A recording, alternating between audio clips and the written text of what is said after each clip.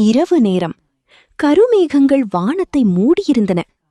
விஜயநகர கிராமத்தின் அருகிலிருந்த பெரிய குளத்திலிருந்து சபாஷ் சபாஷ் என்ற தண்ணீர் அசையும் சத்தம் கேட்டது. ஒரு பெண் பயத்தில் அலறினாள். முதலை, குளத்தில முதலை இருக்கு! அந்த ஒரு குரல் முழு கிராமத்தையும் நடுங்க வைத்தது. மக்கள் வீடுகளுக்குள் ஓடினார்கள். குழந்தைகள் அழுதனர். யாரும் குளத்துக்கு அருகே செல்ல துணியவில்லை. ஆனால் அடுத்த நாள் காலை ஒரே ஒருவன் மட்டும் அந்த குளத்தை நோக்கி அமைதியாக நடந்து சென்றான். அவன் யார் தெரியுமா? விஜயநகரத்தின் மிக புத்திசாலி மனிதன், தெனாலிராமன். அவன் சிரித்தபடி சொன்னான், முதலை இருக்கிறதா அல்லது யாரோ மக்களை பயமுறுத்துகிறார்களா? விஜயநகர அரசின் எல்லைப் பகுதியில் மருதவனம் என்ற அழகான கிராமம் இருந்தது. அந்த கிராமத்தின் உயிரே அங்கிருந்த பெரிய பழமையான குளம். அந்த குளத்தில் இருந்த தண்ணீரை வைத்துதான் மக்கள் விவசாயம் செய்தனர், குடித்தனர், வாழ்ந்தனர். அதனால் அந்த குளம் கிராம மக்களுக்கு மிகவும் முக்கியமானது. ஒவ்வொரு காலையிலும் பெண்கள் தண்ணீர் எடுக்க வருவார்கள். குழந்தைகள் கரையில் விளையாடுவார்கள். மீனவர்கள் வலை வீசுவார்கள். கிராமம் எப்போதும் மகிழ்ச்சியாக இருந்தது. ஆனால் ஒரு மழைக்காலம் இரவு எல்லாமே மாறிப்போனது. அன்று நள்ளிரவில் குளத்தின் அருகே சென்ற ஒரு முதியவர் தண்ணீருக்குள் 2 சிவந்த கண்களை பார்த்ததாக சொன்னார். அடுத்த நாள் ஒரு ஆடு காணாமல் போயிற்று. மக்கள் உடனே பயந்தனர். முதலைதான் எடுத்திருக்கும். அதன் பிறகு ஒவ்வொரு நாளும் புதிய வதந்திகள் பரவின. நேற்று இரவு பெரிய வாள் பார்த்தேன். தண்ணீரிலிருந்து பயங்கர சத்தம் வந்தது. ஒரு மனிதனை தாக்கப் போனதாம். கிராமம் முழுவதும் அச்சத்தில் மூழ்கியது. சில நாட்களில் யாரும் குளத்துக்கு செல்லவில்லை. தண்ணீர் இல்லாமல் மக்கள் கஷ்டப்பட்டனர். விவசாய நிலங்கள் வறண்டு போக ஆரம்பித்தன.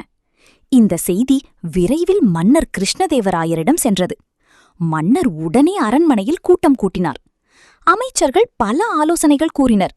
படை வீரர்களை அனுப்பலாம், குளத்தை மூடிவிடலாம், முதலை வேட்டைக்காரர்களை அழைக்கலாம். ஆனால் யாருக்கும் உண்மையில் என்ன நடக்கிறது என்று தெரியவில்லை. அப்போது அரண்மனை கதவின் அருகே சிரிப்பு கேட்டது. அது தெனாலிராமன். அவர் மெதுவாக முன்னே வந்து வணங்கினார். அரசே, நான் அந்த குளத்துக்கு சென்று பார்க்கலாமா? மன்னர் கவலையுடன் சொன்னார். தெனாலி, இது சாதாரண விஷயமல்ல. அந்த முதலை உண்மையிலேயே இருந்தால் ஆபத்து. தெனாலி சிரித்தார். அரசே, உண்மையான ஆபத்து அதிக சத்தம் போடாது.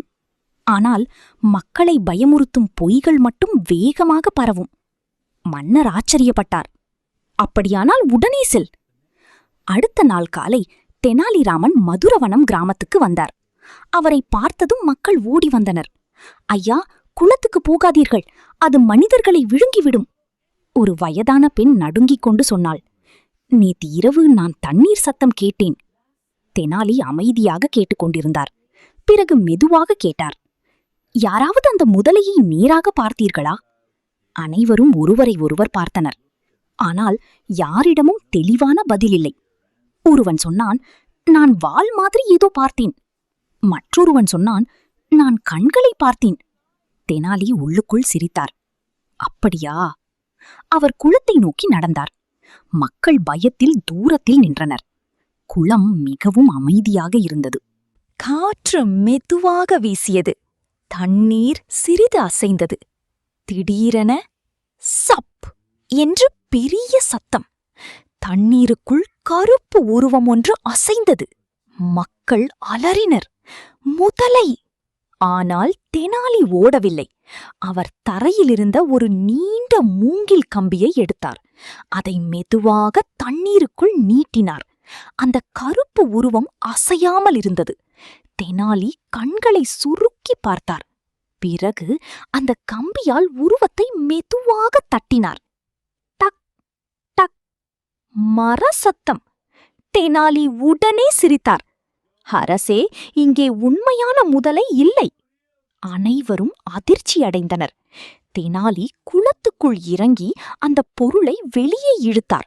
அது மரத்தால் செய்யப்பட்ட பெரிய போலி முதலை. அதன் கண்களில் சிவப்பு கண்ணாடி பொருத்தப்பட்டிருந்தது. இரவில் அது பயங்கரமாக தெரிந்தது. மக்கள் வாயடைத்து நின்றனர். அப்போது தெனாலி சுற்றி பார்த்தார். குளத்தின் அருகே புதிதாக காலடி சுவடுகள் இருந்தன. அவர் அந்த சுவடுகளை பின்தொடர்ந்தார். அவை நேராக கிராமத்தின் புதிய தண்ணீர் கடைக்குச் சென்றது. அந்த கடையை நடத்தி வந்தவன் ஒரு பேராசைக்கார வியாபாரி.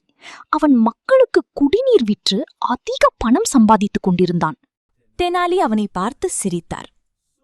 முதலை நல்ல வேலை செய்ததா? வியாபாரி நடுங்க ஆரம்பித்தான். என்ன சொல்கிறீர்கள்? தெனாலி அருகே சென்றார். உன் காலடி சுவடு நேராக குளத்திலிருந்து வந்திருக்கிறது. மேலும் முதலைக்கு பயன்படுத்திய மரத்தின் வாசனை உன் கடையிலேயே இருக்கிறது. வியாபாரி பயத்தில் மண்டியிட்டான். மன்னியுங்கள். மக்கள் குளத்துக்கு போக பயந்தால் என்னிடம் தண்ணீர் வாங்குவார்கள் என்று நினைத்தேன். கிராம மக்கள் கோபமடைந்தனர். எங்களை ஏமாற்றினாயா? அந்த நேரத்தில் மன்னரும் அங்கு வந்தார். அவர் கோபமாக சொன்னார். மக்களின் பயத்தை பயன்படுத்தி பணம் சம்பாதிக்க நினைத்தாயா? வியாபாரி தண்டிக்கப்பட்டான். பின்னர் கிராம மக்கள் மீண்டும் மகிழ்ச்சியுடன் குளத்துக்கு சென்றனர். குழந்தைகள் மீண்டும் விளையாடினர். பெண்கள் தண்ணீர் எடுத்தனர். விவசாய நிலங்கள் மீண்டும் பசுமையாகின. மன்னர் தெனாலியை பார்த்து சிரித்தார். தெனாலி, எப்படி இது பொய் என்று உடனே கண்டுபிடித்தாய்? தெனாலிராமன் அமைதியாக பதிலளித்தார். அரசே, உண்மையான ஆபத்து அமைதியாக இருக்கும். ஆனால் பொய்யான பயம் மட்டும் மக்களின் மனதில் பெரும் சத்தம் உருவாக்கும். பயம் வந்தால் உடனே நம்ப வேண்டாம். உண்மையை ஆராய்ந்து தெரிந்து கொள்ள வேண்டும். அறிவும் துணிவும் இருந்தால் எந்த பயத்தையும் வெல்ல முடியும். மீண்டும் ஒரு புதிய கதையில் சந்திப்போம். இது உங்கள் டூன் அனிமே ஸ்டுடியோ.